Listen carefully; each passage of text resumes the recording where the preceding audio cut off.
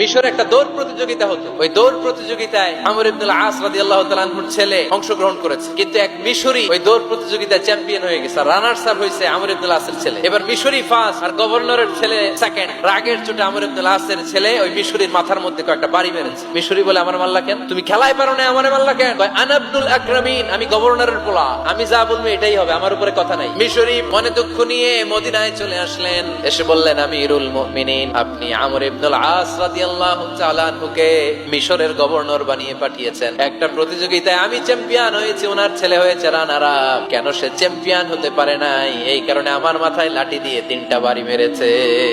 ওমর ফারুক বললেন, তাই আগামী বছরের অমুক তারিখ আমি সব গভর্নরদেরকে ডেকে হিসাব নিতে, ওই দিন তুই থাকবি। ওই দিন 7 রাজ্য থেকে 7 গভর্নর হাজির, গভর্নরদের ছেলেরাও হাজির। বিজে একটা লাঠি এনে মিশরের হাতে দিয়ে বললো, এবার তোর মাথায় যতটা মারছে তুই ততটা গুনে গুনে মার, আমি দেখবো।